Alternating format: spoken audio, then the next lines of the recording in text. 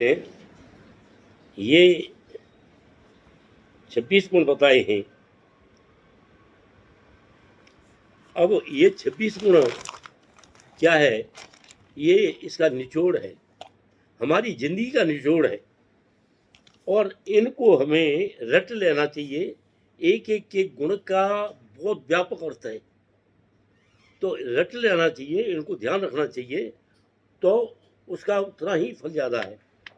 अभयम सत्व संशुद्धि ज्ञान योग व्यवस्थित दानम दमश्च यज्ञस्य स्वाध्याय तप आजम अहिंसा सत्यम अक्रोध त्याग शांति अपैशुनम द्याभूतेषु वलोलुप्तम मार्दम नीयचापलम तेज चमादत सोचुम मद्रोह न तिमानिता भवन्ति संपदम दैवम अभिजातस्य वार्त। अब ये जो गुण भगवान जी नहीं कहे, भगवान जी के उसमें अब बनाने वाला कोई कुछ भी लिखे, पर ये गुण वो हैं जो कि हर उसके अंदर होना। इनमें से अगर जो 26 गुणों में से अगर मान लो 10 गुण भी हैं, 8 गुण भी हैं, तो वो बढ़िया हैं, बढ़ते जाते हैं, तो उतना ही अनिवार्य है हो जाना। अब इसमें क्या कहते हैं?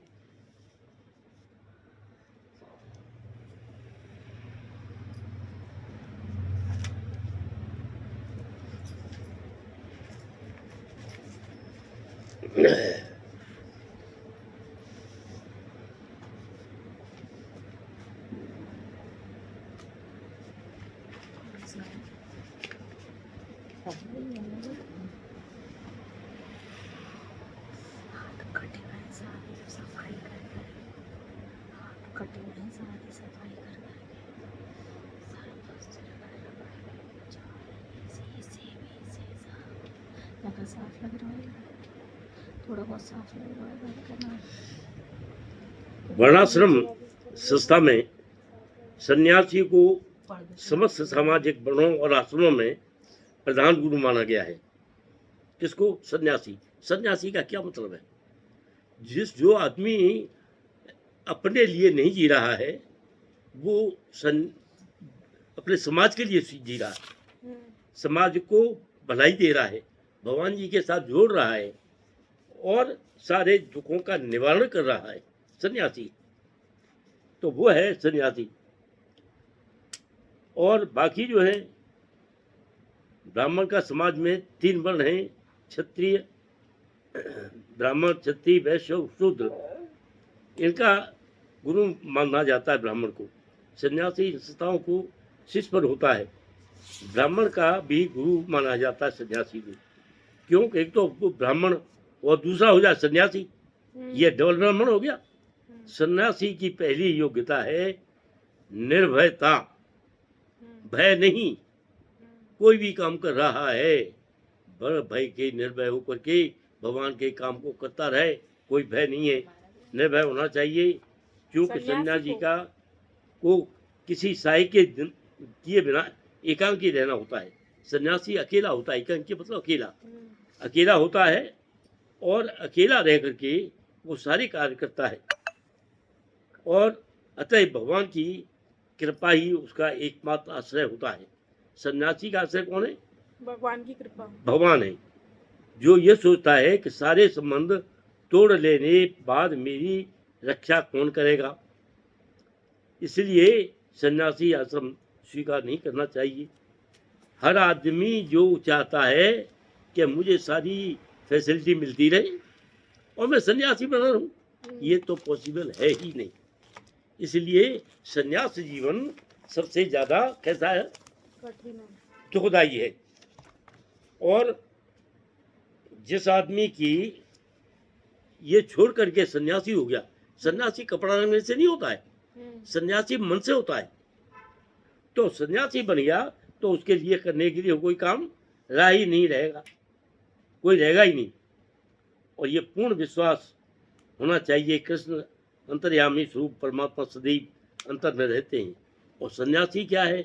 उसको ये सही है कि मैं अकेला नहीं हूँ, मेरे साथ भगवान भी है। आदमी के अंदर ये समझने वाली बात है कि अकेली आत्मा नहीं रहती। हर मनुष्य प्राणी के अंदर अकेली आत्मा नहीं होती, उसके अंदर भगवान का एक तत्व भी रहता है, ईश्वर भी रहते, परमात्मा। हाँ वो भी रहते हैं, अंतर्यामी के परमात्मा भी रहते हैं उनके साथ में, जो दिखाई नहीं देते हैं। ये आगे आएगा। दृढ़ विश्वास होना चाहिए परमात्मा स्वरूप कृष्ण का शरणागत होना। तो जब भगवान जी साथ में हैं तो ये समझ लिया आदमी कि मैं अकेला हूँ कहाँ, मेरे साथ तो भगवान है, अकेला नहीं होता है वो। इसलिए जब अकेला नहीं होता है तो क्या है, उसको हो जाना चाहिए अभयम, भय नहीं किसी का। यहाँ तक सबसे बड़ा भय क्या किस चीज का होता है, सबसे बड़ा भय होता है मरने का, कि अभी मर न जाऊं, जो मुझे कोई मारे न दे। जितने प्राणी हैं उनमें सारे प्राणियों को यही होता है। अब सांप है, सांप दूसरों को भी काट लेता है, पर सांप को भी मरने का भय है। तो सांप जो है, एक इसमें कहावत आती है कि सांप है तो इस किसी गांव में एक सांप था बहुत जहरीला, तो बच्चे जो है जाते थे तो जहाँ भी देखता था तो वहां से फुंकार मारता था, उन बच्चों के पीछे भागता था और काट लेता था। कितने मार दिए, खा गए वो, और सारा भयभीत थे। अब वहां से कोई सन्यासी जा रहा है, सन्यासी जाके कह रहा है, अरे भाई तुमने इतने आदमी को खा लिया, तुमने ये कर दिया कि महाराज क्या करें हम। सांप ने कहा है हम क्या करें, आप ये देखिए कि ये हमें मारे जा रहे हैं और हर बार मुझे कर देते, घायल कर देते, पत्थर मारते हैं, और मैं तो कुछ नहीं है, क्या करूँ कि इनको काटना ही पड़ेगा। उन्होंने की कि देख भाई, तू तेरे को ये तो कह दिया तू क्रोध मत करे, पर तुझे ये किसने कहा है कि तू काट, तो तू इन बच्चों को काटे मत, पर क्रोध तो कर जैसे ही जाए तो क्रोध करना चाहिए तुझे। अब वो क्या है, आया तो उसने काटने बंद कर दिए बच्चों को। तो बच्चों ने क्या किया कि पत्थर मारे चले गया, तो उसको घायल करके डाल दिया। फिर दोबारा वो आया सन्यासी, आकर के उसको देखा कि अरे भाई तेरी तो हालत खराब हो गई है, कि महाराज आपने मना किया था कि काटना मत, तो मैंने काटे नहीं। कह रहे बेवकूफ, मैंने इनको काटने के लिए तेरे को कहा है कि काटे मत, पर मैंने ये तो नहीं कहा है कि इसके ऊपर क्रोध मत करे। अरे फिर जो होता है क्रोध नहीं करेगा तो ये करेंगे, तो फुंकार करने के लिए तो नहीं कहा मैंने कि फुंकार मत मारे, इसलिए फुंकार तो मार। तो फुंकार मारने लग गया वो। दोबारा देखे तो फिर तो तीसरी बात देखे तो ठीक। तो यही है कि फुंकार मारना भी एक आवश्यक है। अब भगवान जी की ये सबसे पहला क्या है, निर्भय, अभयम, सबसे बड़ा गुण है। किसके लिए, मनुष्य के लिए अभयम, भय नहीं है, भगवान से भय करो बस। फिर क्या, अभयम सत्व संशुद्धि, सत्व क्या है, अपनी आत्माओं की शुद्धि, अपने अंदर से शुद्धि। और क्या है, तब उसे अपने अस्तित्व की शुद्ध करना होता है। सन्यासी को क्या है, अपना अस्तित्व शुद्ध करना होता है। और किसी स्त्री के साथ घनिष्ठ संबंध नहीं रखना चाहिए सन्यासी को।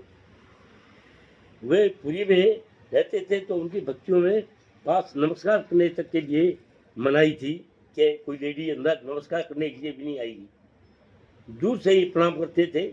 सन्यासी पर लगा गया प्रथम मंत्र है यह, और विधि विधानों से पालन करना होता है। इंद्र तृप्ति के लिए धन संग्रह वर्जित है। सन्यासी को धन दौलत की क्या आवश्यकता है, वो धन दौलत की कोई जरूरत नहीं है, भगवान जी के ऊपर है वो, जैसा मिले जा बिंद राखे राम ताबिद रहिए, हारिए न हिम्मत विसारिए न हरि का नाम। भगवान का नाम मत छोड़ो और जा तरह से आगे भगवान ठीक है, हम खुश हैं भगवान, आपने हमें बहुत दिया है। क्योंकि देखिए, हम अपनी अवस्था को देखें कि हम ये कहें कि हम दुखी हैं, हमें फला चीज़ एक छोटी छोटी चीज़ों से दुखी हैं। अरे हम ये देखें कि ऐसे भी आदमी हैं ऐसे भी आदमी हैं कि जिनके पास रहने के लिए नहीं है, जगह नहीं है। और इनके लिए एक उदाहरण तो मैं हूँ, अपने आप को दूँ कि कितनी परेशानियाँ थी। आज मैं जैसे भी जगह पे हूँ, मैं बहुत प्रसन्न हूँ कि ज़िंदगी की मेरे को सबसे ज़्यादा बढ़िया जगह मिली है मेरे लिए तो। क्यों कि शुरू में जगह ली तो कभी किसी के घर में किराए पे रहते थे, कभी कहीं रहते थे, और महीना भर के बाद में पैसे बढ़ा दिए। एक सरदार था, उसके महीने 1.5 साल में उसने 90 रुपये में लिया था तो 150 रुपये कर दिए। 6 महीने बाद बढ़ा दे, सामान ले जाओ नहीं तो उठा के। वहाँ फिर एक यहाँ पर लिया खादर में, मतलब को खादर सुना हुआ तुमने, तो एक वहाँ पर, तो वहाँ एक लिया, वहाँ भी यही हालत थी। तो वहीं वो मान देती थी, मैं सामने वहीं रहती थी। ये कहती थी, ये बच्चा नहीं था तो ये कहती थी, ये भांजे मैं क्या करें, टाइम पास कर, कहीं और देखें हम। तो वहाँ बदला, फिर वहाँ बदला, 4-6 जगह बदली, कहीं हमें वो नहीं मिला। फिर मैंने की तू बहुत तंग आ गई है, एक काम कर कि यहाँ एक झुग्गी है दक्षिणपुरी में, मंगोलपुरी में 25 गज की, मैंने कि यहाँ ले लेते हैं। एक झुग्गी देखी हमने, तो एक कमरा बना हुआ इतना सा ही, इतनी 25 गज इतनी होती है, 22.5 इसमें ही, और लाइन लगा के लेटरिन बाथरूम में जाते थे। मैं यहाँ रह लेगी क्या, मैं 3,000 का मिल रहा है, कल कोई बात नहीं मैं ले लेता हूँ। बोली ठीक है, यहाँ लिपाई हो रही है इसकी, और नीचे मैं कर लिया रूम में, ठीक है। इसने ये नहीं कहा कि मैं ऐसे में नहीं रह सकती हूँ, लेकिन ठीक है। मेरा एक और मित्र था, तो उसको मैं कुछ ऑर्डर दे दिया करता था, तो उसकी मास्टरनी थी उसकी वो, और वो खुद भी मास्टर था। तो उन्होंने की कि शर्मा जी आप तो यार कहाँ जा फंस रहे हो, मैं आपको और कहीं दबा देता हूँ। मैं चल दिलवा दे भाई, मैं यहाँ सरदार के यहाँ बहुत तंग आ गया हूँ, ये कभी पानी नहीं है, कभी कुछ नहीं है, लाइट जाला जल रही तो परेशान करता है, कुछ है नहीं यार, बहुत दुखी हो गया हूँ। अच्छा ठीक है, निश्चिंत रहो आप। उस आदमी ने, टीचर ने उसको उसको मैं ऑर्डर देता था फ्री में, कोई पैसा नहीं लेता था, उसकी कमीशन कोई नहीं। तो वो कह रहा शर्मा जी आपने मेरा इतना काम किया है कि मेरे बच्चे पढ़ रहे हैं, सब यहीं से ओवर टाइम हो कर करा के काम करके मैं गुजारा कर रहा हूँ अपना। मैं ठीक है भाई, कोई बात नहीं है, ऐसे ही चलता है। उस आदमी ने एक वो देखा डीडीए फ्लैट 30 मंजिल पर, एक ground floor first second floor पर, और इतना ही बड़ा, इतना कमरा, लेटरिन बाथरूम और उसी में। अब उसमें देख करके, और वो रात भर उस आदमी ने, मैंने भाई मेरे पास पैसे नहीं है, 7,500 का लिया था, मेरे पैसे नहीं है, मेरे पास कहाँ से दूंगा मैं आपको। कह रहे मैंने आपसे पैसे नहीं मांगे, जब हो जाए धीरे धीरे दे देना। मैं ठीक है भाई, मैं दे दूंगा। अब क्या हुआ, उसमें जगह में, इतनी सी जगह में और इसमें रहना, तो क्या हुआ, उसमें रहने के लिए इतने दिन रहे हम, और हमें कोई दुख ना। वो कहाँ से निकाले ले आई कहाँ से, वो लाल किले के साथ में झुग्गियाँ पड़ी थी, उन आदमियों को दिया गया था, 50 रुपये महीने किराया था। अब उसके बाद प्राइवेट नौकरी है, मैं पढ़ाई भी चल रही थी मेरी, अब क्या करूँ, शाम को पढ़ने जाता था। तो उन आदमियों ने इतना मतलब हुआ, मेरी सास आ गई तो बोली कि विनोद, मैंने कहा हाँ तुम्हें यही जगह मिली है। क्या हो गया कि तुम्हारे सामने एक वो है माली। मैंने कहा हाँ, ये देखो ये धोबी है, ये कपड़े वो करता है प्रेस। मैंने कहा हाँ, तुम्हारे पीछे मंगी है। मैंने की यार ये भी है, तो तुम्हारी फलाना वो चमार है, सबका आप घर के पता ले आई, और तब आके बैठी शाम को ब्याह है, तब का मिल गया।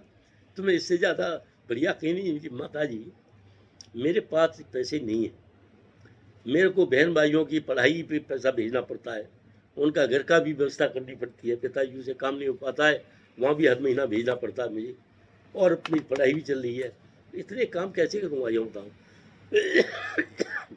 और उस आदमी को उसी टाइम मेरे पिताजी ने कुछ पैसे की मदद की, लिखा, तो वहाँ से भी घर की व्यवस्था है कैसी करके, उन्होंने कहा कि नहीं दे रहे हो इसको पैसा, तो मैं जो अपना खेत बेच के दे देता हूँ उसको, आज जरूरत है, तुम पैसे नहीं दे रहे हो।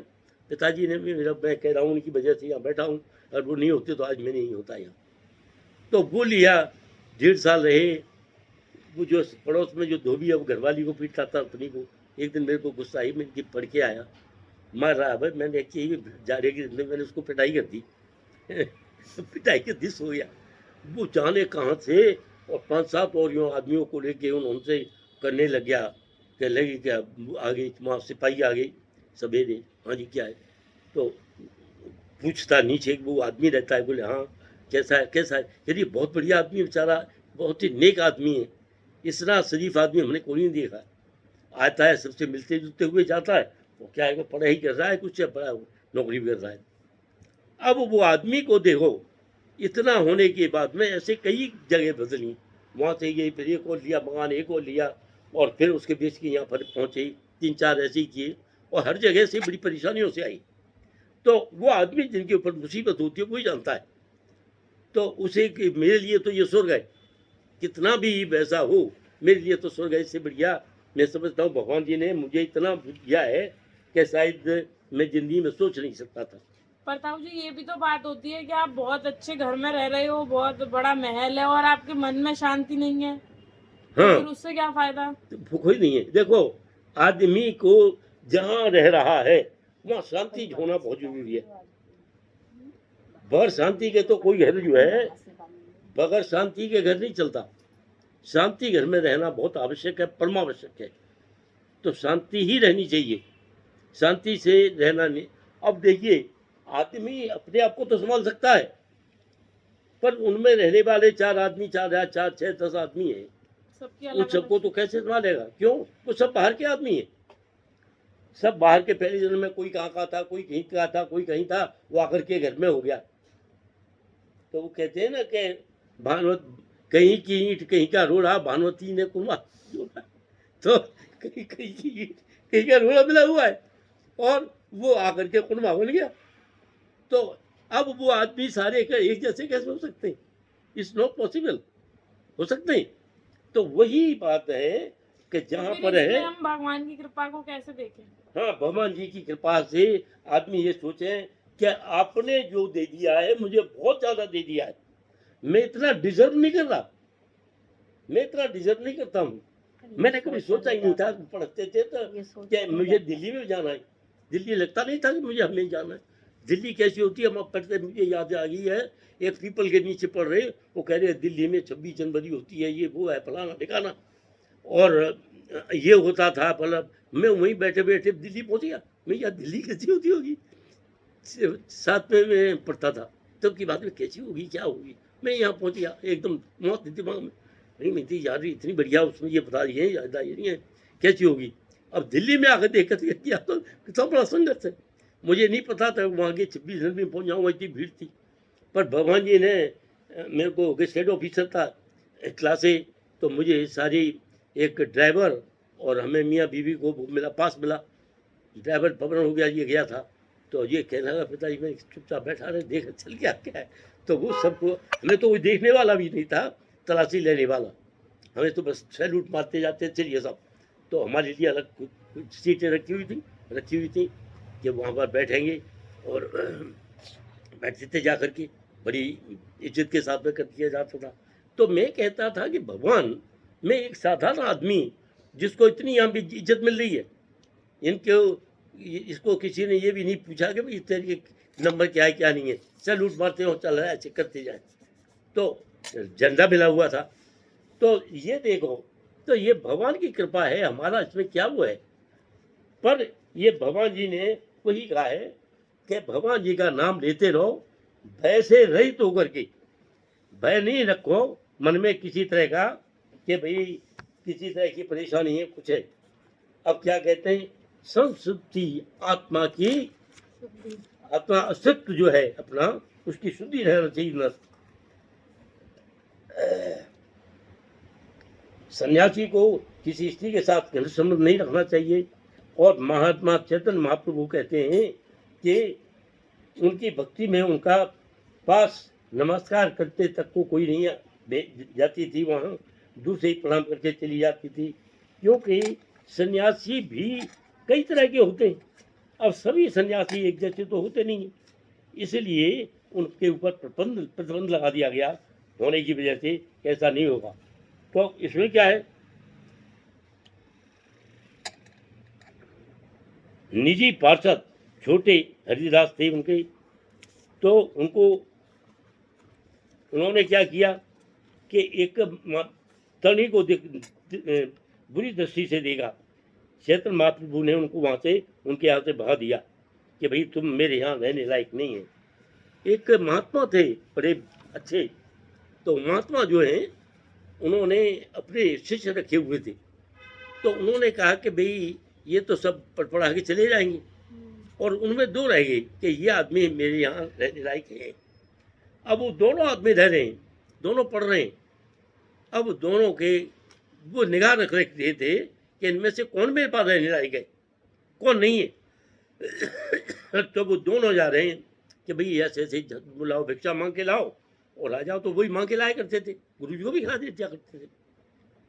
तो उन्होंने क्या देखा कि एक लेडी वहाँ से उसको नहर को पार करती हुई थी, पुल था नहीं, करती जा रही है। उसने उसे अंदाज हुआ नहीं कि इसमें कितना गहरा पानी है, और लेकर के वो आगे की तरफ जाने लगी। तो इतना बहाव था कि वो आगे को बह गई। तो उसमें से एक ने कहा कि, एक बोला कि यार इसको ले निकाल लो किसी तरह से। वो दूसरा बोला कि नहीं, गुरुजी तो कहते हैं इसको लेडी है ना, इसको तो आप मिलाएंगे हम।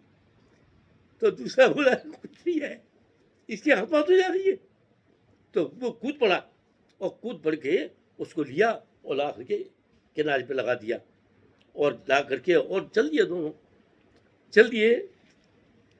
वहाँ पहुँचे तो जिसने बचाई थी वो बचा करके पार पर डाली, वो भी गया। और दूसरा बोला कि गुरुजी क्या, हाँ आप कहते थे कि लेडी को कभी हाथ नहीं लगाना चाहिए, और इसने तो वहाँ से गोद में लेके वहाँ डाल दिया। और तब क्या है, ये क्या ये सन्यासी बनने लायक है। चुप। अब सूर्य जी बोले कि ये बता, इसने एक तो पुण्य ये काम किया कि इसको बचा दिया, इसकी जान बचाई, वो काम किया।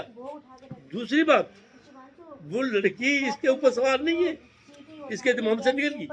सत्व संशुद्धि, आत्मा तो शुद्ध है उसकी, पर उसने बचा दिया। तो इसकी सत्व संशुद्धि है, तेरी संशुद्धि नहीं है। क्यों कि तेरे ऊपर तो अभी भी सवार है, तेरे ऊपर तो ये अभी भी सवार है, इसके ऊपर सवार नहीं हूँ। तो ये बता तेरे से कौन हटिया रहा। तो उसने उस आदमी को रख लिया अपना, और दूसरे को हटा दिया। तो ये क्या है, भगवान जी कहते हैं दूसरा ये है, ये सबसे बढ़िया क्या है। अब दो बातें कौन कौन सी होगी, निर्भयता और सत्व संशुद्धि। निर्भय जो है सबसे बढ़िया, सबसे बड़ी वो है ताकत। अभयम, भय, निर्भय रहे आदमी का, भगवान के उसमें है, ज़्यादा मैं मर जाऊंगा और क्या होगा, भगवान के का नाम में लगा हुआ हूँ, जाऊंगा तो भी भगवान की को लोक को प्राप्त होगी। तो निर्भय है। सत्य संस्कृति क्या है, ये आत्मा वो से निर्भय होकर के, और उसकी आत्माओं की शुद्धि है।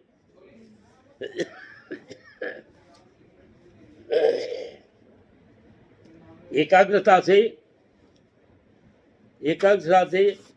अध्याय, स्वाध्याय, तप, आजम, सरलता द्वारा स्वामी विवेकानंदी की तैयारी करते थे। अब तीसरा क्या है, ज्ञान योग व्यवस्थिता। क्या है, ज्ञान योग में संलग्न रहना, हमेशा ज्ञान की बात करें, तो दूसरों को ज्ञान दे। ये सन्यासी के लिए है या देखिए बात सुनिए आप, हाँ जी। कि सन्यासी और आम आदमी में कोई फर्क नहीं है। आम आदमी भी सन्यासी है मन से। हाँ, देखो सन्यासी क्या है, कोई बाहर से गया हुआ आदमी है। अरे वो भी ऐसे ही पैदा हुआ है जैसे हम पैदा हुए। इनके दोनों के पैदा होने में कोई डिफरेंस है? हाँ। कोई डिफरेंस तो नहीं है। डी अटैचमेंट होनी चाहिए बस उसमें, बस। तो ये डिफरेंस नहीं है। तो मतलब अगर कोई गृहस्थ है और वो डी अटैच है तो वो भी सन्यासी है। वो सन्यासी है। अगर देखिए ये बहुत इंपॉर्टेंट बात है, आदमी ये नहीं समझता है कि तो वो कह करके तुमने बात बढ़िया किया, ये वो तो कहेगा ये सन्यासियों के लिए है काम, ये हमारे लिए है ही नहीं। अरे भाई हर आदमी सन्यासी है, अगर वो उसमें ये गुण है तो हर आदमी सन्यासी है। अगर सन्यासी में ये गुण नहीं है तो वो सन्यासी नहीं है।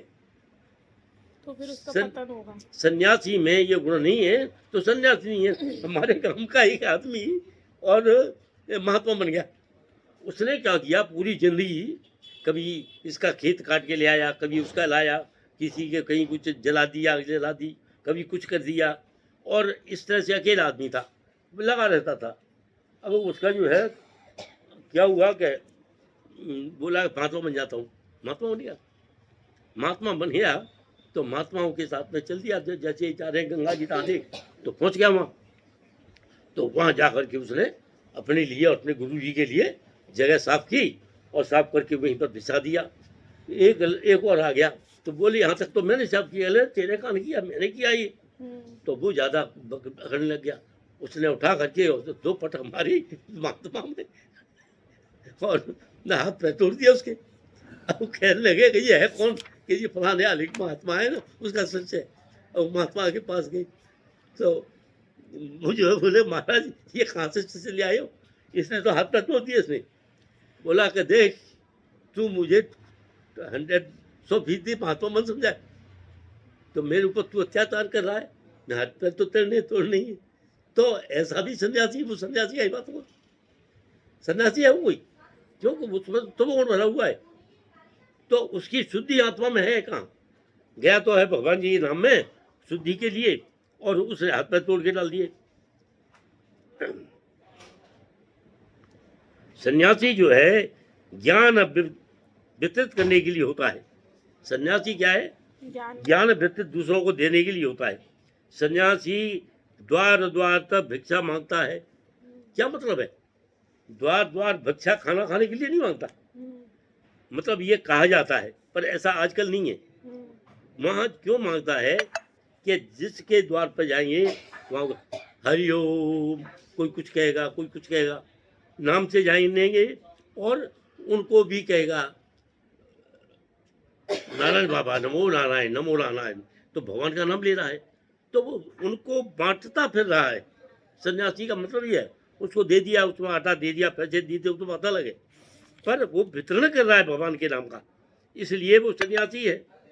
द्वार द्वार पर भिक्षा लेता है, और भिक्षुक नहीं कहा जाएगा, द्वार द्वार पर ले जा रहा है तो भगवान को गृहस्थ आदमियों को भगवान का नाम याद कराता रहता है काफिया इसी सहारे से, और भगवान को नाम लेते रहो। तो ये हो गया आत्मसंयम शुद्धि ज्ञान योग व्यवस्थित। अब क्या है? अगला गुण है दान गृहस्थियों के लिए है। गृहस्थी क्या है? वो दान देने के लिए है। गृहस्थियों को चाहिए कि वे निष्कपट होकर के और दान दें, और कमाई का 50% विश्व भर के कृष्ण भावना भावित आदमियों के ऊपर खर्च करें। जो भगवान के काम में लगे हुए हैं उनमें भी लगाए, अपना भी कम रखे, पर उसमें से कुछ उनको भी दे दान, जो कि भगवान के नाम में लगे हुए हैं और उनके कुछ नहीं है। ज्ञान योग व्यवस्थित दानम दमस्य यज्ञस्य स्वाध्याय तपयाजनम। और जो आदमी सतोगुणी है, दान में संस्कृत है, और रजोगुण और तमोगुण से दिए गए दान को भी संस्कृति नहीं है। इसलिए भगवान को क्या चाहिए? ये तीसरा गुण है, गुण है ज्ञान योग व्यवस्थित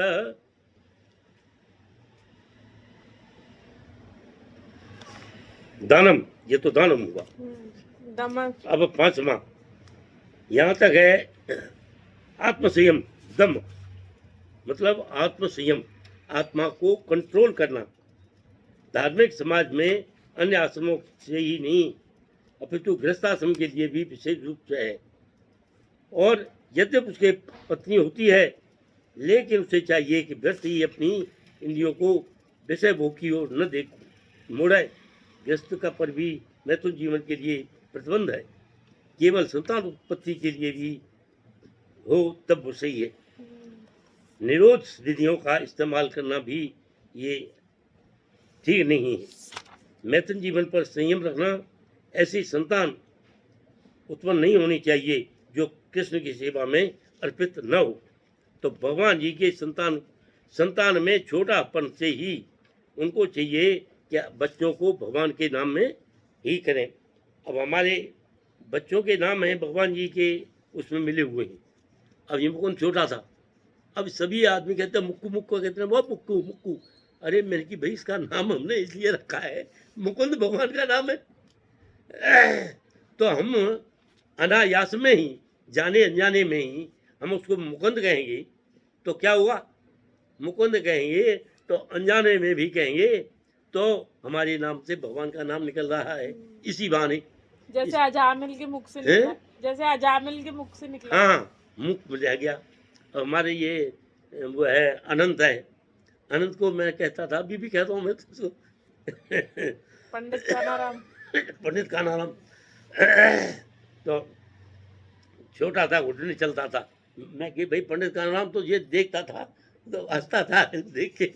तो बाहर आ गया, दरवाजे पे जा रहा था, एक आदमी आया कोई मिलने के लिए, मैंने कहा, पंडित का नाम, तो हंस गया। मैंने कि आया देखा तो वो आदमी को बुजुर्ग था, तो वो आदमी देख के वो खर्चित हंसा है, ये पंडित का नाम है कि इसका ही नाम है। अब बोला, दोबारा आया, बोला पंडित का नाम, तो आपने निकल के गया बाहर, बोला वाकई ये पंडित का नाम है। तो इसको मैं तो यही कहता हूँ। अब अनंत है, अनंत भी भगवान का नाम है, शिवांशु है, शिवों का अंश, तो ये सब भगवान के नाम है। तो इनके काम नामों को हम बिगाड़े नहीं, इनको नाम को भगवान का नाम है तो उनको उसी नाम से बोले, क्योंकि कि मायरा पहले शिवांशु भैया नहीं बोल पाती थी, हाँ श्याम सुंदर भैया, है, श्याम सुंदर भैया रख दिया है इनका नाम अच्छा शिवांशु का। अच्छा, श्याम शू भैया बोलती थी, श्याम शू, शामशु ये हाँ। बढ़िया है, तो मैंने उसको श्याम सुंदर कर दिया।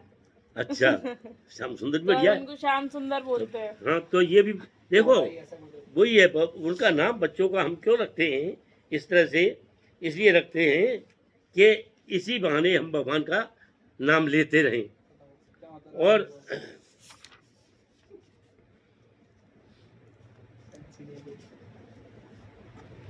आज में सीमित आवश्यकताएं हों, सादगी के सब अभ्यास, सादगी में रहे हम अपना जीवन सादगी में बिताना चाहिए। हमारे पास बहुत ज़्यादा धन संपत्ति है, कुछ है, तो कई अच्छे कामों में लगाओ, रखे हुए काम में लो। बच्चों को पढ़ाना सबसे बढ़िया इन्वेस्टमेंट है ज़िंदगी का, इससे बढ़िया कोई इन्वेस्टमेंट नहीं है।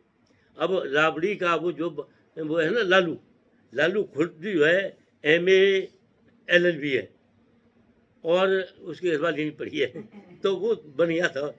उनके बच्चे दो हैं, एक तो 9वें पास है, वो चीफ मिनिस्टर के चक्कर में घूम रहा है, उससे बड़ा है वो 11वें पास है। पर लड़कियां उसकी, एक डॉक्टर है, एक BTech है, एक वो है, सब पढ़ी लिखी लड़कियां हैं। क्यों? लड़के निकम्मे निकले और लड़कियां पढ़ गई, क्योंकि लड़कियों के ऊपर पाबंदी होती है, लड़कियां पढ़ती रहती हैं, उनको कोई मतलब नहीं है, तो वो होगी। अब यह है सादगी से, इनको जितना अपनी इन्वेस्टमेंट है बच्चों के ऊपर, पढ़ाई लिखाई में जो इन्वेस्टमेंट की जाए वही दुनिया की सबसे बड़ी इन्वेस्टमेंट है। इससे बढ़िया कोई इन्वेस्टमेंट नहीं है। उसके पास 2 पैसे नहीं हो, वो कमा खाएगा, नंगा जाएगा, वहाँ भी रोटी कमा खाएगा। तो सादगी, अभ्यास महानता का प्रधान गुण है। सीमित आवश्यकताएं हों, अभाव, निर्धनता, दुख, अशांति, तो ये कितने भी हों परेशानी, तो जितने भी थे हमारे गांधी, पटेल, मालवीय, ये सारे के सारे क्या थे? सादा जीवन, उच्च विचार। यूनानी सुकरात था, अरस्तु, मित्र भी ही थे, कम से कम खर्चा करने वाले थे। अब देखिए महात्मा गांधी है, महात्मा गांधी, इसने, वो तो बैरिस्टर था, पर उसने कहता मैं झूठ नहीं बोलूँगा। अब ऐसे आदमी को कौन झूठा काम है, कौन बताएगा? तो वो आया, यहाँ पर देखिए उसकी वकाला नहीं चली। अब उसने सोचा चलो पॉलिटिक्स में जाऊँ। वहाँ की बात है बिहार की, बिहार में सारे आदमी और दे रहे थे, लो महात्मा जी इतने पैसे रखो गरीबों के लिए, इतने दो, इकट्ठे हो रहे हैं। तो वो कि जो 10 रुपया, कोई 5 रुपया ऐसे देते जा रहे थे और सेक्रेटरी लग के रखा जाता था। एक आदमी आया, वो आदमी अद्धा पहने, मतलब धोती की आधी पहने हुए, और उसके एक ठोक में एक चवन्नी बंधी हुई, और चवन्नी निकाल के ऊपर से नंगा, कोई बनियान बनियान भी नहीं, और आया और चवन्नी निकाल के उसमें बांध रखी, और आकर के बोला, पैर छुए गांधी के और बोला ये सच्ची घटना है। तो बोला कि महाराज लो ये लो, चवन्नी निकाल के गांधी के हाथ में दी। गांधी ने देखा, बोले क्या है ये है। तो गांधी ने चवन्नी ली और उसकी तब देखा, बोला कि इस आदमी को अगर ये चवन्नी उस टाइम पेट भर के भोजन मिल जाता तो रोटी खा सकता था, उसकी दुबली हड्डियां पसलियां दिखाई दे रही थी। बोला ये मुझे दान में दे रहा है।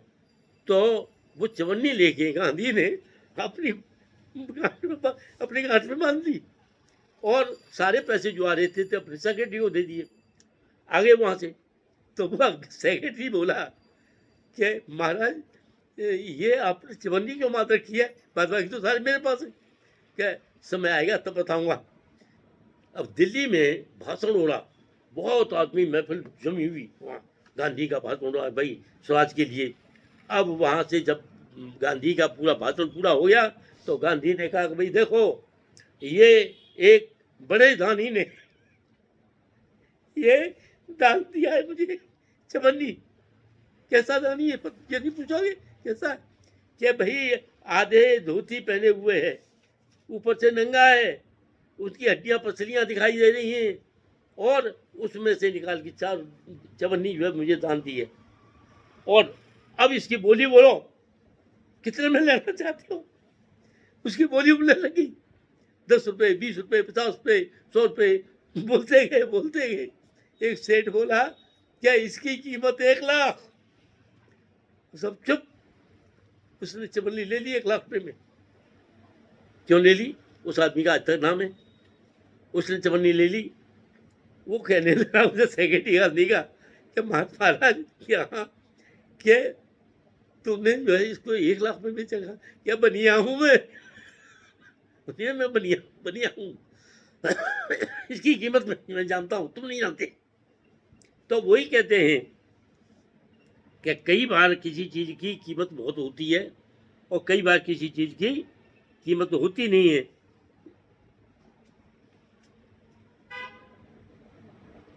यज्ञश्च, अब आगे क्या है, गृहस्थों को यज्ञ भी करना चाहिए,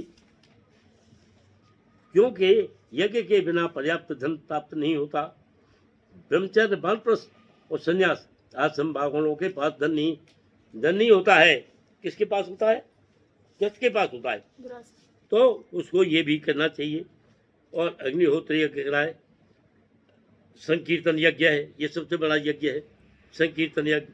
और संकीर्तन यज्ञ क्या है, हरे कृष्णा कृष्णा कृष्णा हरे हरे, हरे रामा रामा रामा हरे हरे, इसका ही मंत्र है। ये महामंत्र है। इस महामंत्र का नाम माला में लेना चाहिए। एक माला कर सकते हो, यही बहुत है। 4-6 बार बोल सकते हो दिन में, ये भी बहुत है। यही जितना है वो संयम के साथ में ये करते रहना चाहिए। तो ये कह रहे हैं ज्ञान योग व्यवस्थित स्वाध्याय तप आगम। स्वाध्याय वेदाध्ययन, स्वाध्याय माने अपने आप अध्ययन करना। कभी कुछ तो ऐसी चीजें होती हैं जो कि आदमी अपने किताबों से मिलता है, कोई इधर उधर से सीखता है, तो बोले कहीं से नहीं मिलता है तो ग्रंथों से पढ़िए, और उसको कहते हैं स्वाध्याय, अपने द्वारा अध्ययन करना। तो स्वाध्याय, विद्यार्थी जो है स्वाध्याय करते हैं, ब्रह्मचर्य व्रत को पालन करना संबंध में रखते हैं, या सिर्फ ब्रह्मचर्य व्रत में बिताना और अपने मन वेदों के अध्ययन में लगाना, ये है स्वाध्याय। फिर है तपस्या, वानप्रस्थों के लिए है। मनुष्य को जीवन भर गृहस्थ ही नहीं बने रहना चाहिए, उन्हें स्मरण करना चाहिए कि जीवन के 4 विभाग हैं, ब्रह्मचर्य, गृहस्थ, वानप्रस्थ और संन्यास। अतः ये वानप्रस्थ आश्रम क्या है, ये है 75 साल से लेकर के, ये है 50 से लेकर के 75 साल तक, 75 साल से 100 साल तक है संन्यास। तो ये है वानप्रस्थ में।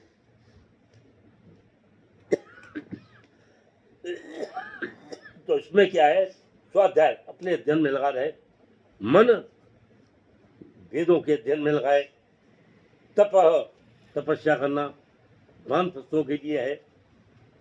तो ये क्या करें, वानप्रस्थ अपने वहां से छोड़ गए, पहले जितने राजे महाराजे हुआ करते थे दे करके अपने और बच्चों को दे चले जाया करते थे, और वहां जाकर के जंगलों में, आजकल इतने जंगल कहाँ हैं, बहुत आदमी कम जीव होते थे उन दिनों, वहां चले जाते थे, अपना जीवन गृहस्थ जीवन वहीं बिताते थे। ये वानप्रस्थ आश्रम। और संन्यास जो है ये बाद में है। संन्यासस्तु महाबाहो दुखम आप्तम योगतः योग युक्तो मुनिर्मम न चिरेण अधिगच्छति। संन्यासस्तु महाबाहो दुखम आप्तम। संन्यास जीवन कौन सा? संन्यास जीवन है 75 लेके 100 साल तक। तो आदमी जब 75 साल पूरा हो जाते हैं तो वो सन्यासी हो जाए, संन्यास आश्रम हो जाता है, और संन्यास में अपने घर में बैठा होकर के वो सब कुछ उसको कुछ छोड़ देना चाहिए, कोई ज़्यादा नहीं है। हाँ, वो अपने पैसे को जहाँ भी लगाना है वो अच्छे कामों में यहाँ लगाए, बच्चों के उसमें लगाए, प्रोग्रेस में लगाए, वो सबसे बढ़िया काम है, क्योंकि इससे ज़्यादा अच्छा कोई काम है, अच्छा कोई काम नहीं है। और खुद भी पढ़ाई में लगा रहे और उनको भी लगाए। तपस्या वानप्रस्थों का ये हो गया, और यही तपस्या है, और तपस्या के बिना उसकी मुक्ति नहीं है, क्योंकि ये आश्रम जो है संन्यास आश्रम है, दुखों से भरा हुआ है, दुखम आत्मा योग है। तो इसलिए योग में लगा रहे, और योग में भगवान के नाम में लगा रहे। आगे है 9वां सरलता।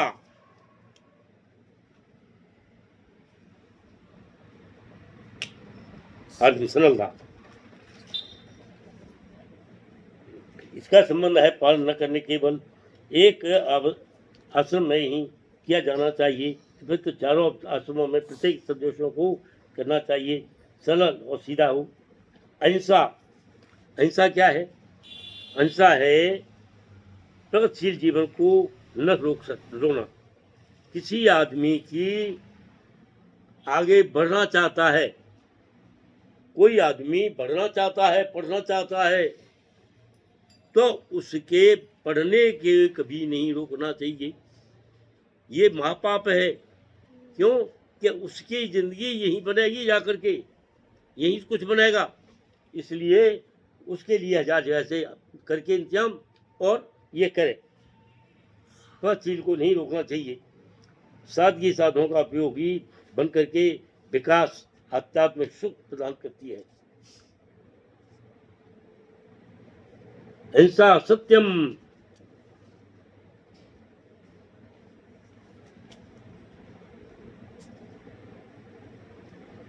सत्यम शिव, दधीच, हरिश्चंद्र, रंतदेव, बलि सत्य रूपी धर्म को पकड़े रहे, और ये वहां से शिवी। दधीच क्या है? दधीच से दानी है। दधीच कौन था? दधीच जो था एक वो नहीं था ये देवता, ये दानव था, पर महात्मा की उसमें पहुंच गया वो। तो वो पहुंच गया, तो जब देवता पहुंचे कि भाई हमारी हार हो रही है और हमें जितने भी दानव हैं ये कर देंगे, हरा देंगे, तो कोई रास्ता है? तो उनको रास्ता बताएगा कि तुम दधीच जो है यहाँ पर बैठ करके तपस्या कर रहे हैं, और वो अगर तुम्हें अपनी रीढ़ की हड्डी को उठाकर निकाल के दे दे तो तुम्हारी विजय होगी।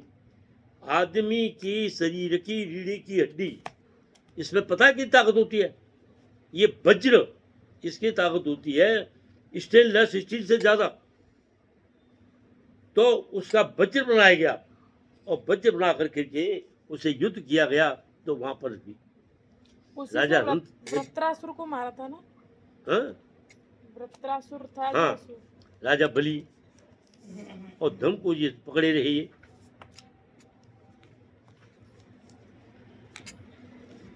वास्तविक अहिंसा का अर्थ है प्रगतिशील जीवन को रोके रखना, नहीं रोकना चाहिए।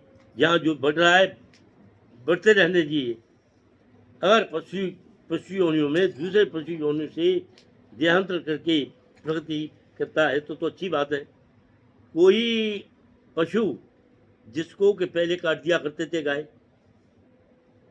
गाय को अभी दूध दे रही है और दूध देते हुए को काट दिया, ले गई, ज़्यादा कम मांस बिकेगा और ले गई, काट दिया, तो वो क्या हुआ, उसकी प्रगति को रोक दिया।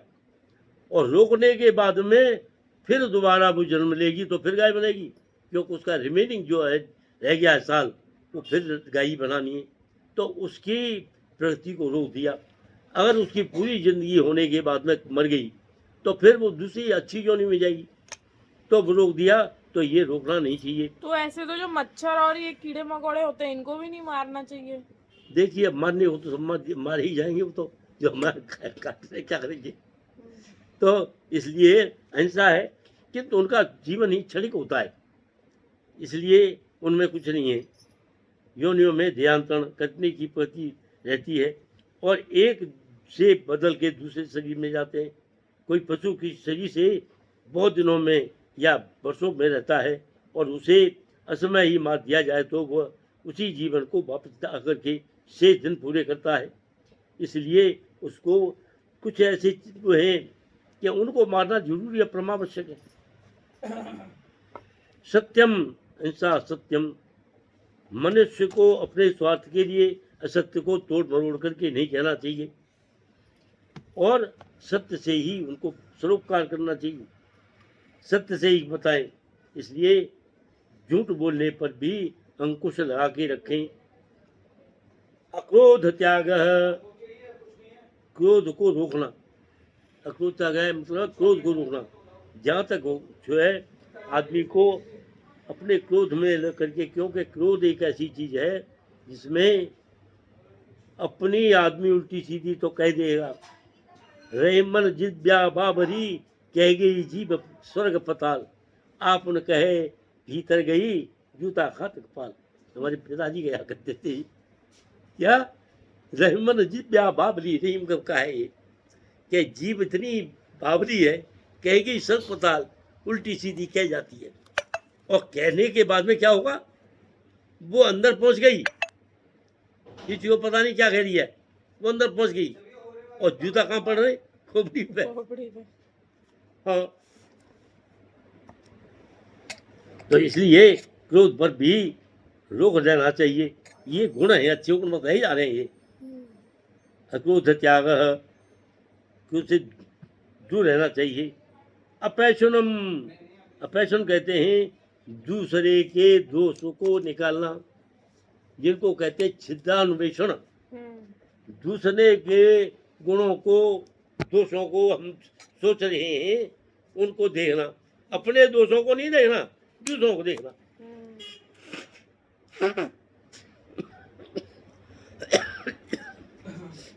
दूसरों के गुण दोषों को दूर रहना चाहिए, जितना अवॉइड करो करो, ठीक है, अच्छी बात है। तो दूसरों के गुण दोषों को नहीं देखना चाहिए। और लज्जाशील होना और अचापलम, इतनी जीव नहीं चपलता रखे जो कहने लायक है, नहीं कहने लायक है, उल्टी सीधे बोलता फिर चापलन, वो नहीं कहना चाहिए। अब आगे कहते हैं प्रत्येक तेज शब्द क्षत्रियों के निमित्त है। बलशाली होना, निर्बलों की रक्षा करना और छोटे अपराधों के लिए क्षमादान कर देना। शोचम, शोचम माने पवित्रता, पवित्र है, भगवान जी का नाम लेने बैठे उसको पवित्र होकर के बैठ के चाहिए। और कैसा पवित्र है, मनसा वाचा कर्मणा, मन से भी, वचनों से भी और कर्मों से भी शुद्ध रहना चाहिए और शुद्ध होकर के बोलना चाहिए। अपने गुणों को, दोषों को, बुराइयों को अवश्य देखें। अपने गुण दोषों को देखेंगे तो क्या होगा, हम दूसरों के छिद्रान्वेषण नहीं करेंगे। अब आगे देखो, इसमें कुछ बताइए हैं। धृति, धैर्य, बिना व्याकुल हुए कर्म को निष्ठावान, निष्ठापूर्वक संपन्न करना होगा। मनुस्मृति के अनुसार प्रथम सर्वश्रेष्ठ गुण है धैर्य। संतुलित मन का मित्र है सकारात्मक ऊर्जा उत्पन्न, जैसे शीतलता, सुख, शांति। शीतलता होगा कब? धैर्य रखेगा तो शांति रहेगा। शीतलता, सुख, शांति, अनुशासन, और अपने हर चीज़ों के ऊपर अनुशासन। कौन सी चीज़ कहनी चाहिए, बोलनी चाहिए, कौन सा नहीं चीज़ बोलना चाहिए, क्या काम करना चाहिए, क्या नहीं करना चाहिए, ये सोच समझ के करेगा आदमी, तो वो आदमी आगे बढ़ता हुआ जाएगा और इस जन्म में ही नहीं, दूसरे जन्म में भी अच्छी जगह पर पैदा होगा।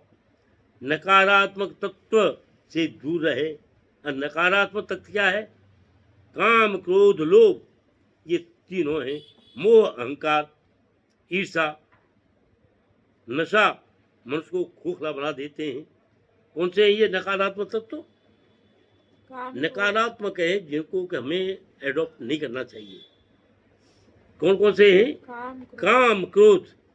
कामम क्रोधम मदम मानम मत्सरम लोभमेव च दम्मम मोहम तथा द्वेषम दुरेयस्य कथावृत्ति।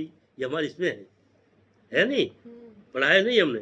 हाँ, तो ये हमसे इनसे दूर रहना चाहिए। ये घर में दीवारों के चूल्हे गिरना, ये घर सब जगह पर अपनों जहाँ भी बैठता है कम से कम उन चीज़ों को देखो, जिस चीज़ में हमको नहीं आ रहा है तो उसको हम वहाँ पर लगा के टांग दे, उसको देखें ये हमारा कौन सा गुण है जिसको हम बार बार कर जा रहे हैं, उसको निकाल देंगे, उसको घर में टांग के रखें। क्यों? उससे पता रहेगा कि इससे हम दूर रखना चाहिए। सत्यम, धनी निर्धन ये कंठ का भूषण है। और वाणी पवित्र होनी चाहिए, सरल होनी चाहिए, निर्मल होनी चाहिए, और जीवन की शोभा है वाणी। शाश्वत है, स्थायी है, सुख देने वाली है, विजय मुक्त मार्ग दिलाती है और पुण्य की प्राप्ति कराती है वाणी। वाणी ऐसी बोलिए मन का पाक होए और उनको शीतल करे आप शीतल होए। क्या है ये? क्या बोला मैंने? वाणी ऐसी बोलिए मन का आपाक होए, औरों को शीतल करे खुद भी शीतल होए। हाँ, मतलब ऐसी वाणी बोलनी चाहिए कि जिससे मन का आपा नहीं खोए, हाँ, हाँ। और उससे मतलब खुद भी अपने तो आपा मतलब अपने तो छोड़ जो है, मैं कुछ नहीं हूँ, खुद भी और उनको शीतल कर। शीतल माने क्या मतलब है? अरे उसको गर्मी है उसको भी ठंडा कर दे और आप शीतल हो, खुद भी ठंडा हो जाए। तो ऐसी वाणी होनी चाहिए। तो सत्यम वाणी बोलो।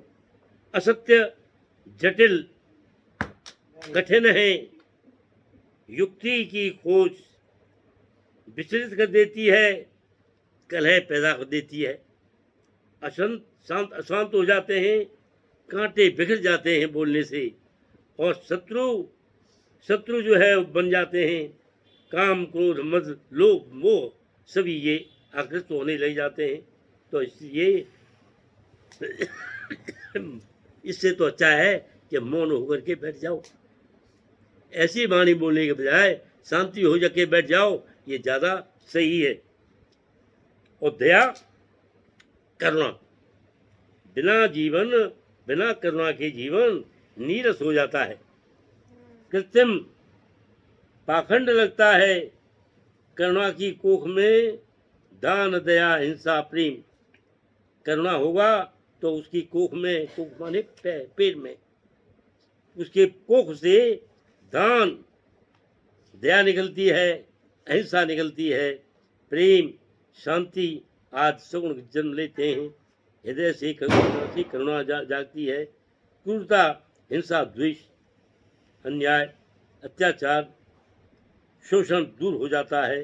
गौतम बुद्ध के मन में बैल की पिटाई ही हो रही थी, तो गौतम बुद्ध ने कहा कि भाई, गौतम बुद्ध के पिता जो थे उनको ये कहा गया था कि भाई तुम्हारा जो बेटा है ना ये गौतम, ये बड़ा होकर के या तो कोई बड़ा भारी सन्यासी बनेगा और या एक बहुत बड़ा राजा बनेगा।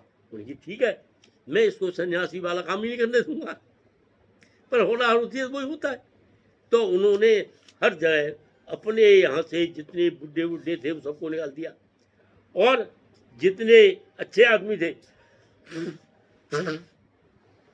उनको रखा। तो वो जो है देख रहे हैं कि भाई कोई ऐसा आदमी ना हो जो समझे दुखी हो मेरा बेटा। अब होना क्या था, वो बाप तो गए हुए हैं कहीं। अब उन्होंने कही कि चलो मुझे ही घुमा लाओ। बाहर गए तो जा कर के देख रहे हैं कि एक आदमी बैठा खांस रहा है। क्या है कि ये बुढ़ा हो गया है, खांसी खांसी खांसी कर रहा है, रोग लग गया। बोला रोग ले जाता है क्या? हाँ। अब उसके दिमाग में बैठ गई बात, क्योंकि वो तो अंदर से बड़ा संवेदनशील था बच्चा, और उसकी पिछले जन्म के संस्कार थे। उनके ये कैसा हो जाता, बुढ़े होते कि हाँ बुढ़े हो जाते। कुछ है उसके इसे कहाँ ले जा रहे हैं, कैसे ले जा रहे हैं, ये आदमी खत्म हो गया, राम राम सत्य कहते हुए ले जा रहे हैं। कि मर जाते भी हैं अगले, हाँ आदमी मर जाता है, खत्म हो जाता है, उसको ले जाते हैं। कोई जाल चल रहा है वहाँ पर बीच में ले जा रहा है, डंडा के बल जा रहा है। ये ऐसे कैसे चल रहा है भाई, कैसे चला नहीं जा रहा है, कि ये क्या है, ये बीमारी हो जाती है। उसके दिमाग में आ गया कि भाई ये मैं यहाँ पड़ा हुआ हूँ, दुनिया में कितने दुख हैं, मेरा दुख कितना कम है, जो सारे दुखी हैं और मैं तो, मेरे को कोई दुख नहीं है। और वो देख कर सोचते हुए सन्यासी बन गए।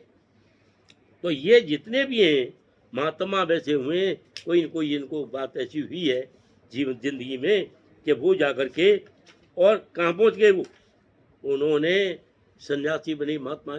देखो जितने भी सन्यासी मिलेंगे, इनके पीछे कोई न कोई किसी न किसी तरह का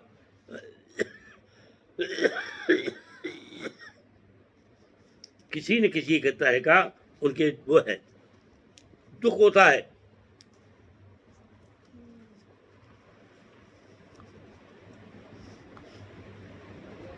दया करुणा के बिना जीवन निरस है, कृत्रिम है, पाखंड है। करुणा की को हमें दया दान अहिंसा प्रेम, करुणा की कोख से निकली है दया। दया आएगी तभी करुणा होगी, तब अहिंसा होगी, प्रेम आएगा, शांति रहेगी, सगुण रहेंगे, जन्म लेते रहेंगे, हृदय की करुणा जागेगी। और गौतम बुद्ध के मन में बैल की पिटाई कर रहे हैं और दुर्बल मनुष्य को लोहा करुणा से पीटा जा रहा है, तो उनसे क्या है, उनकी करुणा पैदा हुई। तो ये जो है बहुत ही आवश्यक है।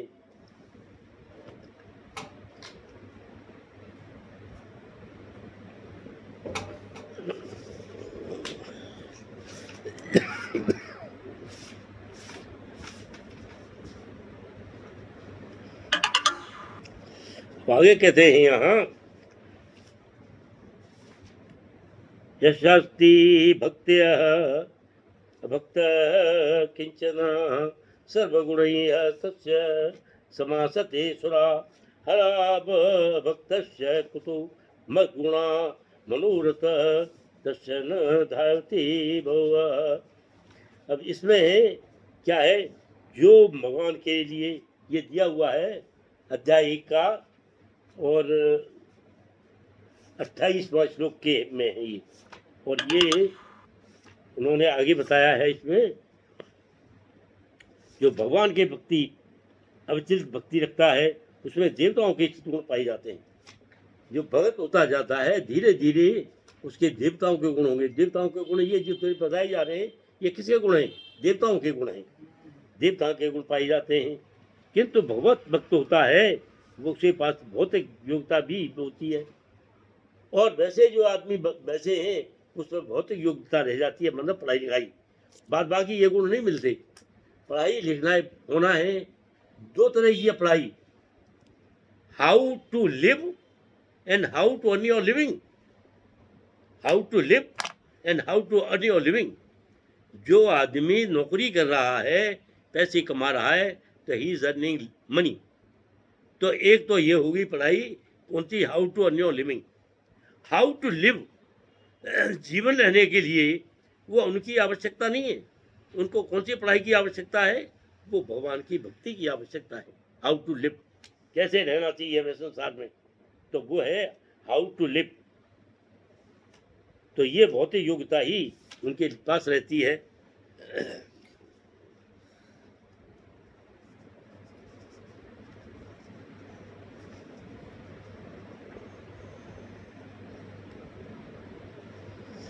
अब आगे कहते हैं भगवान जी, इसमें है 22वां क्षमा। कलिंग युद्ध में हिंसा की बात सम्राट अशोक को हृदय पसीजा। किसका? सम्राट अशोक का हृदय पसीजा। और बौद्ध धर्म की दीक्षा ले ली उन्होंने। पुत्री संघमित्रा को धर्म प्रचार के लिए लंका भेज दिया। कुटिया के सामने गाय मिली। उपचार करते समय वो एक युवक ने प्रचार को रुकवा दिया। ये कहा गया था लंका में। तो एक लड़का मेरा, उसने कहा कि ये क्या कर रहे होगी गाय को? क्या नहीं, इसका हम उपचार कर रहे हैं, इसकी चोट लगी है, गिर पड़ी है। गाय की हत्या को करनी चाहिए उसने, किंतु पुण्य कर्म देख करके उसने क्षमा मांग ली, पैर पकड़ लिए। किसके? उसके संगमित्रा की। और इसे कहा कि तुम बहन इसको कैसे बचा रही हो? कि भाई इसके चोट लगी है, मैं इसको सही कर रही हूँ। कि मैं तो समझ जाता था कि तुम पता नहीं इसको क्या दे रही हो, क्या दवा कर, कि नहीं इसको मैं ठीक कर रही हूँ, मैं परम पाती। उसका दिल हो गया, पसीज गया, और वो भी कहने लगा कि मुझे भी अपने साथ ले लो। तो ये जलन है, ये सबसे बुरा अवगुण है। इससे बड़ा अवगुण कोई नहीं हो सकता। ईर्ष्या। आदमी दूसरों से देखे जलन करना है, ये बहुत बुरा कर्म है। अब आपको एक बताऊं जलन वाली यही की बात, कि हम यहाँ रहते थे, हमने आगे के ये 2 कमरे बनवाए थे, फिर पीछे वाले 2 बाद में ये बनवाए। अब उसमें से एक जो है इधर के दो कमरे दे दिए थे, हम इधर वाले में रहते थे। अब वहाँ किसी को किराए में दे दिए। तो जिसको किराए में दे दिए उसके न्यूली मैरिड था, उसको कार दी, और कार जो है उसको यहाँ खड़ा कर दिया करे, चला जाए करे अपना, ले जाए कभी भी। हमारे यहाँ से आगे हैं एक कपूर है, 3-4 कोठी आगे पीछे खाली जगह पड़ी थी। अब उसने देखा कि पाठक जी के दरवाजे पर कार खड़ी हुई है। आके देखा तो चला गया। आपस में वो थे दो भाई हैं, 2 बहन, घरवाली, दोनों घरवाली नौकरी करती थी, दोनों भाई करते थे। तो वो कहने लगे कि पाठक जी अकेले नौकरी करने वाला आदमी, इसकी घरवाली गरीब में रहती है, और ये अकेले ने कार खरीद ली, और हम जो है 4 आदमी नहीं ले पाए यार कार। तो उन्होंने पैसे कुछ अपने किए, इधर उधर से इकट्ठे कर मांग जांच के एक कार खरीद ली। कार खरीद ली, अब रह आए। अब कार में आने जाना लग गया उनका, चालू हो गया। तो क्या हुआ कि 1 महीना 2 महीना या 4 महीने के बाद वो रहे हमारे यहाँ, 4-6 महीने रहे। 6 महीने वो देखते रहे, जलते रहे। 6 महीने के बाद में वो यहाँ पे खाली करके चला गया, पता नहीं साल में चला गया, खाली करके चला गया। तो वो आया और बोल के भाई पाठक साहब, मैं यहाँ वो कार कहाँ है तुम्हारी? मैं कौन सी कार? कि तुम जो है कार थी तुम्हारे यहाँ खड़ी रहती थी। मैंने भाई मेरी कार नहीं थी वो। तो मैंने बोला, मैंने हमारे किराए पे आया था, उसकी थी। यू आर न्यूली मैरिड, उसको शादी मिली तो उस पर आता जाता था। कि तो मैंने, मैं तो ये साइकिल है, साइकिल पर आता जाता हूँ, साइकिल पर आता जाता हूँ, मेरे पास कार नहीं है, मेरे पास स्कूटर ही नहीं है। अब क्या हुआ, क्या ऐसे मारा क्या यार, मैं कि क्या हो गया? कि भाई चुपचाप, हम जो हमारे यहाँ रोजाना झगड़े होते रहते थे, हमने जाने कहाँ से पैसे इकट्ठे करके खा ली। और पाठक साहब तो पैसे तो बड़ा सिंपल आदमी है, इसके पास तो कह नहीं, साइकिल पर जाता है। मेरे ऑफिस में भी बोला वो हमारा एडमिनिस्ट्रेटिव ऑफिसर, पंडित जी, मैंने कहा हाँ, कि तुम यार तुम्हें वो मिलता है ना जो ट्रेवलिंग अलाउंस, वो मिलता है कार का, तो कि तुम आते हो या साइकिल पर? मैंने कहा मेरे पैसा नहीं है मेरे पास में, मेरे और धंधे खर्चे बहुत, पढ़ाई लिखाई किया। क्या यार कम से कम स्कूटर ही ले लो। मैंने भाई मेरे पास स्कूटर वाले पैसे नहीं है। क्या तो आप ऐसा करो, एडवांस दिलवा ले लो और हम कटवाते रहना धीरे। मैं ठीक है। फिर मैंने जाके स्कूटर लिया। स्कूटर को सिर्फ यहाँ से ओखला इंडस्ट्री एरिया, वहाँ से यहाँ तक, यही तक आने को था। छुट्टी वाले दिन उसकी छुट्टी रहती थी और कहीं उस पर जाता नहीं था स्कूटर से, वहाँ घर पर रहता था, सिर्फ इसलिए कि ट्रेवलिंग अलाउंस मेरे को मिलता रहे। तो ये था, और मैं यो नहीं करता था। तो कहने लगे कि हम तो आपकी बातों पर चलते होते तो हम तो यार आदमी बन जाते, हम तो खामा इतना कर दिया है, हमने कर्जा कर लिया, मैं तो यार मुझे तो पूछी होती तुमने। सो एक बात बताए कि आदमी को अपना जो है वही रहे, आदमी को अपनी औकात को नहीं भूलना चाहिए, और अगर जो अपनी औकात भूल रहा है वो आदमी प्रोग्रेस नहीं कर सकता है। इसलिए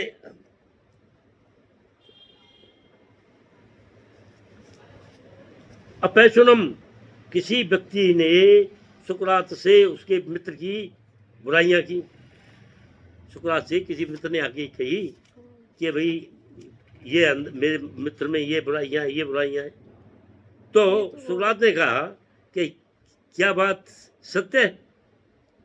उन्होंने कहा कि पता नहीं है, अच्छी है कोई बात मुझे बताना चाहते हो? कि हाँ जी अच्छी है, मेरे काम की है? कि नहीं तुम्हारे काम की नहीं है। तो बोला कि तुम फिर मुझे क्यों बता रहे हो?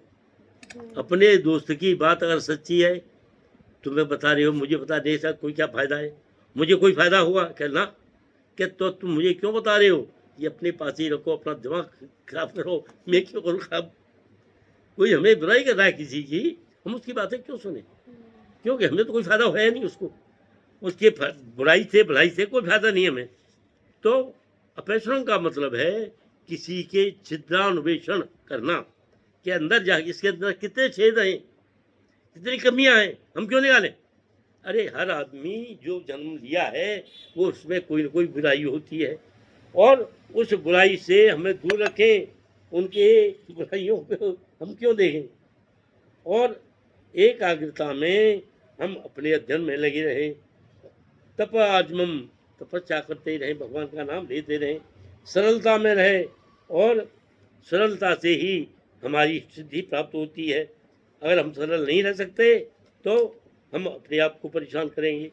इसलिए हमें सभी कभी किसी की उसको देख पराई चुपड़ी मत ललचावे जीव, इसलिए दूसरे की देख करके चिपड़ी अपने मन को नहीं ललचाना चाहिए कि भाई इसमें ये है, इसमें अरे मैं जो हूँ वही हूँ, वही रहूँगा।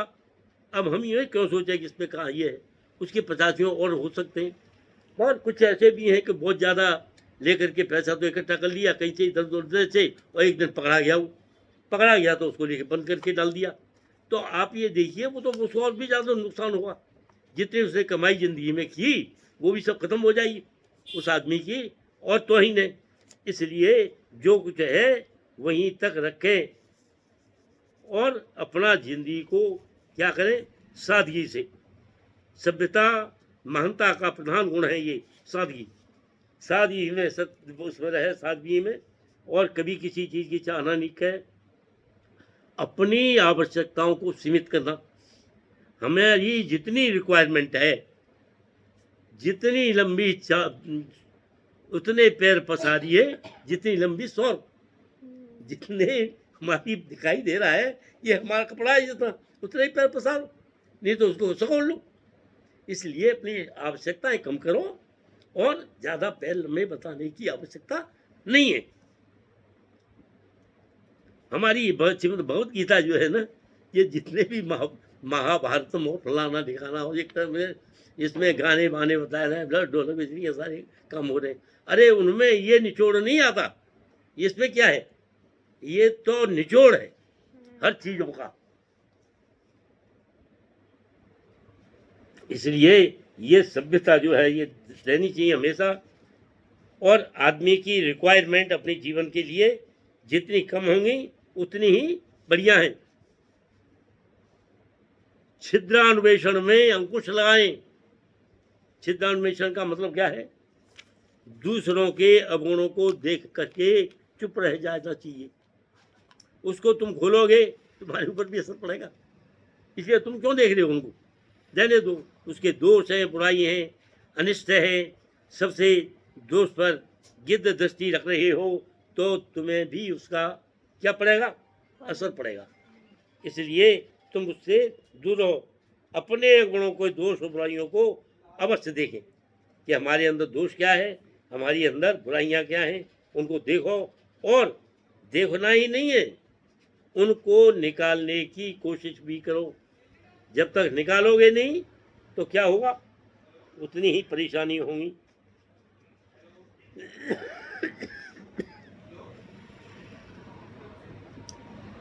अब आगे कहते हैं, ना अतिमान्यता, सम्मान की आशा न करना।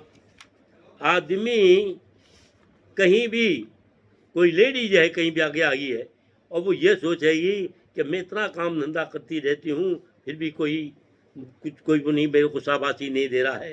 अव्वल में तो मिलनी चाहिए उसको शाबाशी, पर नहीं दे रहा है तो उसकी आवाज शाबाशी की क्या नहीं करे, इच्छा नहीं करे।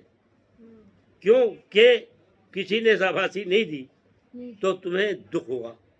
इसलिए वो कहे कि भाई ठीक है, किसी ने दे दिया तो ठीक है, नहीं दे दिया तो ठीक है। चरण धरत शंका करत, कभी व्यभिचारी चोर, सुवर्ण को खोजत फिरत, कभी व्यभिचारी चोर। क्या है, चरण धरत शंका करत, पैर रखते ही शंका करते हैं। चितवत चारों चारों तो देखते हैं, सुवर्ण को खोजत फिरत, कभी व्यभिचारी चोर। जो कवि है वो जाएगा महफिल में, हो रहे होंगे वहां, तो वो क्या आएगा, जैसे ही कदम रखेगा शंका होगी, पता नहीं मेरे से ज्यादा कितने ज्यादा कवि हैं,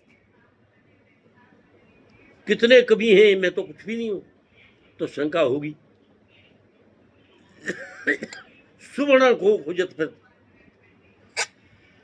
चरण धरत शंका करत, चरण धरत शंका करत, कभी व्यभिचारी चोर।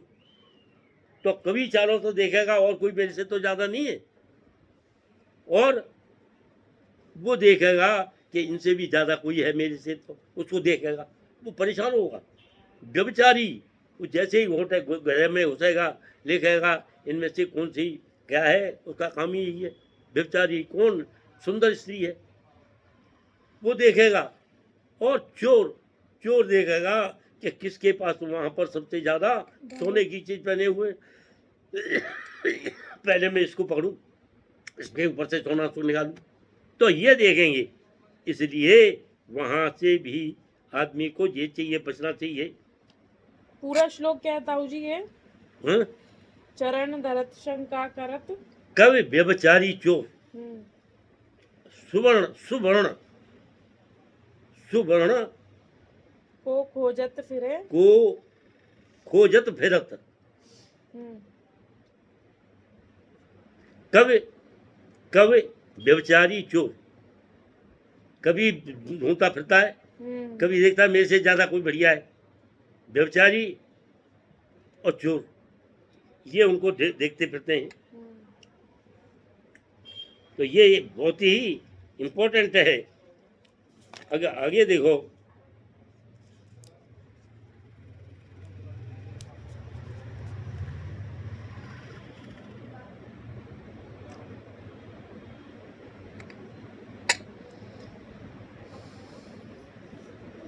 अब आगे देखिए इसमें क्या और दिया है, इसी के साथ तो थोड़ा सा और है, फिर आगे नेक्स्ट करेंगे। क्षमाशील 22वां है।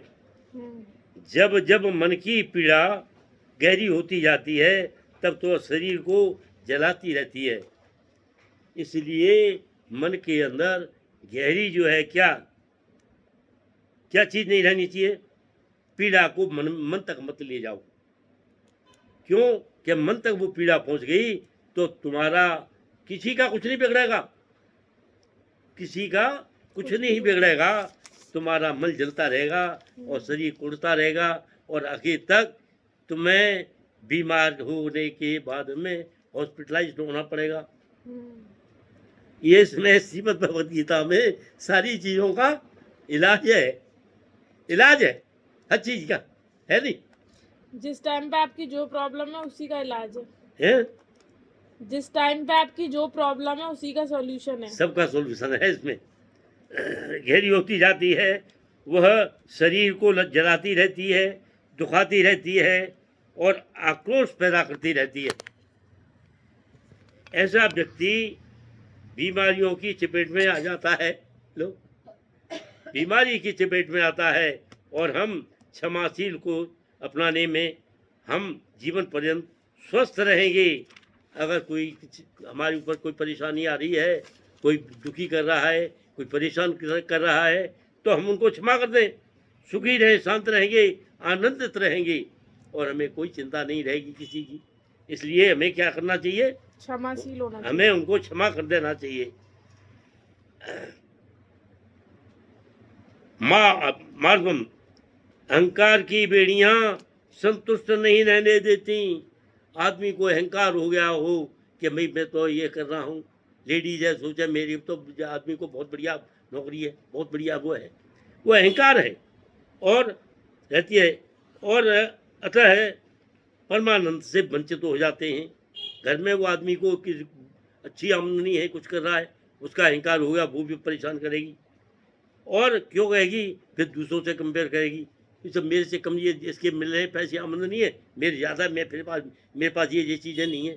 अरे संतुष्ट रहो, जहाँ है वहीं से रहो, वहीं रहो, जहाँ पर हो वहीं रहो, उससे ज़्यादा आगे तक की मत सोचो। क्यों बेटा, है नहीं गलत है? जहाँ हो वहीं रहो, उससे आगे की मत सोचो। आगे आ जाए तो अब बढ़िया है, नहीं आ रहा तो कोई बात नहीं है, पर रहो वहीं पर, दुखी मत हो। परमात्मा के पास प्रत्येक जन्म का लेखा जोखा होता है और 5 तत्वों वाला शरीर भी उधार दे दिया जाता है। फिर अहंकार कैसा? हमारा जो शरीर है ये तो जल जाएगा, खत्म हो जाएगा, फिर किसके लिए कर रहे हैं अहंकार? किसके लिए परेशान हो रहे हैं हम? इसलिए हमें अहंकार नहीं करना चाहिए। दम्भो दर्पो अभिमानस्य क्रोधः पौरुषमेव च अज्ञानम च जातस्य पार्थ संपदम आश्रम। ये चौथा है। हे प्रतापुत्र, दंभ, दर्प और अभिमान, क्रोध, कठोरता तथा अज्ञान ये आसुरी स्वभाव है, इनसे दूर रहें, गुण वाले हैं। इस श्लोक में नरक के राजमार्ग का वर्णन है। इसे क्या है, ये चीजें होंगी तो आदमी कहाँ जाएगा? कहाँ जाएगा? नरक में। ये लोग